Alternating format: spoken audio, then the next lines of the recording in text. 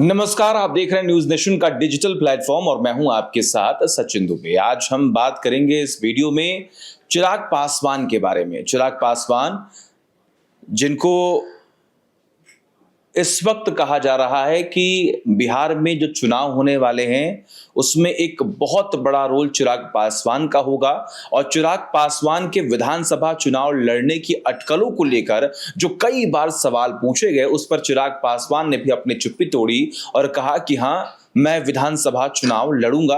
उन्होंने इस बात का भी जिक्र कर दिया है कि 243 सीटों पर मैं विधानसभा चुनाव लड़ूंगा, यानी कि मेरी पार्टी जो है वो चुनाव लड़ेगी।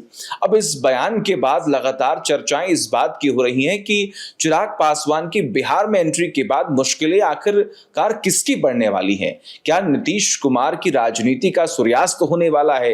क्या तेजस्वी यादव की मुश्किलें बढ़ने वाली हैं? या फिर एनडीए में कोई बहुत बड़ी हलचल एक बार फिर से होने वाली है? वहीं दूसरी तरफ हम देख रहे हैं पीएम नरेंद्र मोदी जो लगातार सबको साथ लेकर चलने की बात कर रहे हैं। जब भी वो बिहार के दौरे पर पहुंचते हैं वो इस बात का जिक्र करते हैं कि हम एक साथ मिलकर चुनाव लड़ रहे हैं। हालांकि अब तक उनकी तरफ से भी कोई स्पष्ट चेहरा बिहार के चुनावों के लिए नहीं बताया गया है। लेकिन वहीं दूसरी तरफ जब जब चिराग पासवान से पूछा गया है कि आखिर मुख्यमंत्री का चेहरा कौन होगा या फिर आपके मन में क्या मुख्यमंत्री बनने की कोई चाह है, कोई गुंजाइश है, तो वो इस बात का जिक्र करते हैं कि देखिए, मुख्यमंत्री की बात नहीं है, एनडीए घटक दल मिलकर जो फैसला लेंगे वही सर्वोपरि होगा और नीतीश कुमार के साथ इस बार हम चुनाव जो है वो लड़ रहे हैं। इन सब से तरह आप देखिए कि चिराग पासवान जिन्होंने 2020 में अलग होकर अकेले चुनाव लड़ा, लगभग 135 से 137 सीटों पर उन्होंने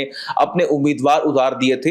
हालांकि हताशा मिली उनको, वो चुनाव जो है वो नहीं जीत पाए। लेकिन इस बार कई सारी बातें जो है वो खुलकर सामने आ रही हैं। कई लोगों का ये भी कहना है कि चिराग पासवान इस बार शायद, अगर एनडीए उनकी बातों को नहीं मानता है, अगर एनडीए उनकी बातों को नहीं समझता है, सीट शेयरिंग का फॉर्मूला अगर उनके अकॉर्डिंग तय नहीं हो पाता है, तो शायद वो प्रशांत किशोर के साथ भी जा सकते हैं। ऐसी अटकलें हैं, ऐसी कई सारे संशय जो हैं वो लगातार बने हुए, लेकिन अब तक कुछ भी क्लियर नहीं है। ये अलग अलग बातें हैं जो मैं आपको बता रहा हूं, जो तमाम एक्सपर्ट्स की तरफ से कहा जा रहा है, जो बिहार को समझते हैं, जो बिहार की राजनीति पर लगातार नजर बनाकर रखते हैं, उनके तरफ से जब जो टिप्पणियां की गई हैं, मैं उसके आधार पर आपको ये तमाम चीजें जो है वो बताने की कोशिश कर रहा हूं कि इस वक्त बिहार में चल क्या रहा है। वहीं दूसरी तरफ हम देख रहे हैं कि बिहार फर्स्ट, बिहारी फर्स्ट का नारा जब से चिराग पासवान जो हैं वो बिहार की राजनीति में सक्रिय हुई, तब से वो लगातार इस बात का जिक्र करते हैं कि देखिए, मैं बिहार को हमेशा आगे लेकर रहूंगा और जो बिहार के युवा हैं, जो बिहार का व्यापार है, जो बिहार की जमीन है और जो बिहार के लोग हैं, मैं उनके साथ हमेशा खड़ा हूं और आने वाले वक्त में भी मैं खड़ा रहूंगा और विकसित राज्य के तौर पर मैं बिहार को आगे बढ़ाना चाहता हूं। यह हमेशा से ही उन्होंने स्पष्ट किया है। लेकिन वहीं दूसरी तरफ अगर हम देखें तो नीतीश कुमार हो गए, चाहे वो बीजेपी बिहार में हो गई, अब कोई ऐसा बड़ा चेहरा जो है एनडीए के पास रहा नहीं, जो बिहार में एक ऐसा चेहरा जिसकी चर्चा कई राज्यों में देखने को मिले। अब तक हमने देखा है कि पिछले 2 दशकों में लालू प्रसाद यादव, नीतीश कुमार और रामविलास पासवान, ये ऐसे वो नेता हैं जिनकी चर्चाएं हमेशा से होती रही और इनके बाद अब तक कोई ऐसा बड़ा चेहरा सामने नहीं आया है। अगर 2 बड़े युवा चेहरों की अगर हम बात करें, जिसमें तेजस्वी यादव का नाम सामने आता है और दूसरी तरफ अगर हम देखें तो उसमें नाम आता है चिराग पासवान का, और इन दोनों को ही जो सियासत है वो रियासत में मिली है। एक तरफ रामविलास पासवान तो वही दूसरी तरफ लालू प्रसाद यादव, और दोनों की राजनीति बिल्कुल अलग अलग रही है, दोनों की विचारधारा भी बिल्कुल अलग अलग रही है। सबसे बड़ी बात कि एलजेपीआर के जो अध्यक्ष हैं इस वक्त चिराग पासवान, उनके पिता रामविलास पासवान जो हैं, उन्हें राजनीतिक मौसम वैज्ञानिक जो है वो कहा गया। वो ये भांप लिया करते थे कि आखिर किस दल को इस वक्त सपोर्ट जो है वो मिलने वाला और किस दल के साथ अगर मैं जाऊं तो मैं एक बड़ी भूमिका निभा सकता हूं सरकार बनाने में। रामविलास पासवान को लेकर कई बार इस बात का भी जिक्र होता है कि देखिए, वो बहुत समझदार व्यक्ति थे और वो हमेशा से ही उन्होंने अपने लोगों के बारे में सोचा। जो दलित समाज है, जो अति पिछड़ा वर्ग है, उनको लेकर हमेशा उन्होंने काम किया। रामविलास पासवान, जिनका जिक्र इसलिए भी मैं कर रहा हूं क्योंकि चिराग पासवान के वो पिता हैं और जो उनकी भूमिका रही है बिहार में वो बहुत बड़ी भूमिका रही है। 6 जो प्रधानमंत्री हैं उनके साथ उन्होंने काम किया है, उनके कैबिनेट में वो मंत्री रहे हैं। और सबसे बड़ी बात जिसका जिक्र मैंने किया कि वो हमेशा ये जान जाया करते थे कि आखिर किसके साथ अब मुझे जाना है या फिर मुझे किसको सपोर्ट करना है कि उनकी भूमिका जो है वो गिनी जाए और देखी जाए। अब इस सबसे इतर एक चर्चाएं चिराग पासवान को लेकर ये भी हो रही हैं कि क्या वो जो उनके पिता ने राजनीतिक ढांचा बनाया, क्या वो उस ढांचे में रहने की कोशिश कर रहे हैं चिराग पासवान, या फिर उस ढांचे को तोड़कर उस ढांचे से आगे बढ़ने की कोशिश कर रहे हैं चिराग पासवान। क्या रामविलास पासवान की राजनीति चिराग पासवान कर रहे हैं, या फिर उससे आगे बढ़कर चिराग पासवान की जो सोच है वो कुछ और है।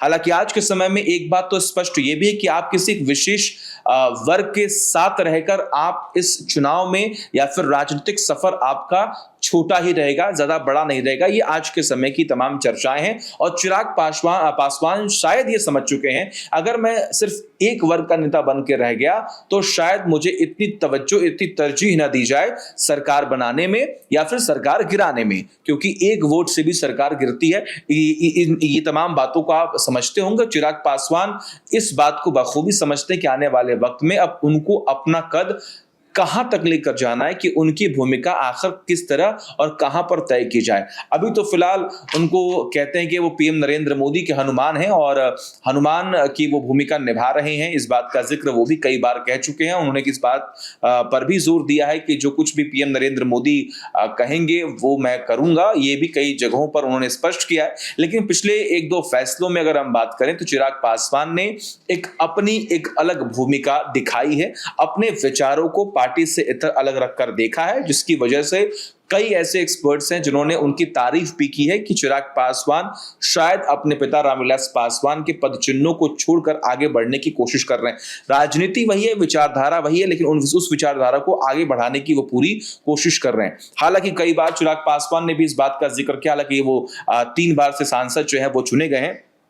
इस बार वो अपने पिता की सीट जो हाजीपुर है आरक्षित सीट, उससे वो उन्होंने चुनाव लड़ा। और सबसे बड़ी बात एक और कि इस बार वो जो विधानसभा चुनाव लड़ने जा रहे हैं वो सामान्य सीट से चुनाव जो है वो लड़ने जा रहे हैं। और यही एक जो ये बात जो है वो कही जा रही है कि वो अपने वर्ग को छोड़कर, यानी कि जो दलित है, जो अति पिछड़ा वर्ग है, उनको छोड़कर और भी तमाम लोगों तक पहुंचने की कोशिश कर रहे हैं। अब जरा मैं आपको कुछ आंकड़े जो हैं वो जरा मैं आपको बता दूं कि चिराग पासवान ने 2020 में ये फैसला लिया था कि 135 सीटों पर चुनाव जो है वो लड़ा जाएगा। हालांकि उस वक्त उन्हें नुकसान जो है वो पहुंचा। और एक और बात की चिराग पासवान को लेकर कई बार अटकलें ये भी लगाएगी कि शायद वो इस राजनीति को, उस साख को जो उनके पिता की थी, वो शायद आगे ना बढ़ा पाए। लेकिन एक स्टेटमेंट कोट जो है वो कई बार किया जाता है कि रामविलास पासवान जब अपने बेटे चिराग पासवान को राजनीति में लेकर आए थे तो उन्होंने कहा था कि ये शेर का बच्चा और ये खुद ही अपना रास्ता जो है वो तय करेगा। और इस पर शायद चिराग पासवान जो है वो खड़े भी उतरे हैं, क्योंकि उनको हमने देखा है कि वो किस तरीके की राजनीति कर रहे हैं। लेकिन उनके आने से समीकरण बिल्कुल बदलने वाले हैं, ऐसा भी कहा जा रहा है, क्योंकि 2020 में उनकी पार्टी को वोट कटुआ पार्टी के तौर पर देखा गया था, कहा गया था, और उसी की वजह से जेडीयू को भी नुकसान पहुंचा था। लगभग 43 सीटों तक सिमट कर जेडीयू जो है वो रह गई थी। लेकिन इस बार बहुत ही सोच समझकर अपनी रणनीति को बनाया जा रहा है। हम देख पा रहे हैं एनडीए, और इसी के साथ ही साथ जो चिराग पासवान भी उसी घटक दल में शामिल हैं, नीतीश कुमार भी उसी दल के साथ हैं। तो देखना होगा आने वाले वक्त में क्या होता है। और चिराग पासवान जो पूरी कोशिश ये कर रहे हैं कि उनकी राजनीति को आज के युवा समझें, और युवा नेता के तौर पर जो लोग उन्हें समझ रहे हैं, जो लोग उन्हें जान रहे हैं, वो उन्हें वोट भी दें। और पूरी कोशिश यही कर रहे हैं वो कि जो एक वर्ग उनको सपोर्ट करता है, दलित और अति जो पिछड़ा वर्ग है, इसके अलावा और भी तमाम जो जातियां हैं वो भी उनको सपोर्ट करें, वो भी उनको अपना मत जो है वो दे। क्योंकि चिराग पासवान जो हमेशा विकास की बात करते आए हैं, बिहार फर्स्ट, बिहारी फर्स्ट की बात करते आए हैं, उन्होंने कहा है कि मैं यहाँ पर रोजगार ला कर दूंगा, मैं बिहार को एक विकसित राज्य के रूप में देखना चाहता हूं और वहां तक लेकर जाना चाहता हूं, और उसके लिए आप सभी का मुझे सपोर्ट चाहिए। तो क्या वो सपोर्ट चिराग पासवान को मिलेगा युवा चेहरे के तौर पर? क्या लोग उन्हें पसंद कर रहे हैं? चिराग पासवान जो अब हर जगह जा रहे हैं, लोगों से मुलाकात कर रहे हैं, रैलियां कर रहे हैं, जनसभा कर रहे हैं, क्या उसमें उन जन समर्थन मिल रहा है? मिल रहा है तो क्या ये वोट में तब्दील हो पाएगा? क्योंकि कई बार ऐसा होता है, भीड़ तो आती है लेकिन वो भीड़ वोट में तब्दील नहीं हो पाती है। तो अगर ये भीड़ वोट में तब्दील होगी तो क्या चिराग पासवान एक अलग जो लाइन है क्या वो खींच पाएंगे, और उस लाइन को पार करने की क्या हिम्मत और भी तमाम कोई राजनीतिक दल कर पाएगा? क्योंकि नीतीश कुमार की हेल्थ को लेकर तमाम बड़े सवाल खड़े किए जा रहे हैं। सबसे बड़ी बात यहां पर है कि मुख्यमंत्री का चेहरा बनने के लिए तो सम्राट चौधरी, विजय सिन्हा ने भी, ऐसे तमाम बड़े चेहरे जिन्होंने कोशिश की लेकिन अब तक वो कामयाब नहीं हो पाए। तो क्या चिराग पासवान आने वाले वक्त में मुख्यमंत्री बनेंगे या फिर नीतीश कुमार ही मुख्यमंत्री रहेंगे? ये तमाम ऐसे सवाल हैं जो कि आने वाले वक्त में सब कुछ स्पष्ट हो जाएगा। समीकरणों को, सीट शेयरिंग को भी लेकर तमाम अटकलें तेज हैं। हालांकि थोड़े दिनों में यह भी क्लियर हो जाएगा कि अगर कौन सी पार्टी कितनी सीटों पर चुनाव लड़ेगी। आपको क्या लगता है कि आने वाले वक्त में चिराग पासवान की भूमिका क्या रहने वाली है बिहार के चुनाव में? कमेंट करके बताएं और तमाम बड़ी खबरों के लिए देखते रहिए न्यूज नेशन डिजिटल।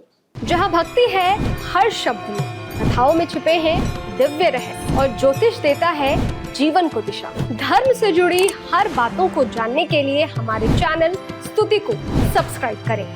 चैनल पर जाने के लिए इस लिंक पर क्लिक करें।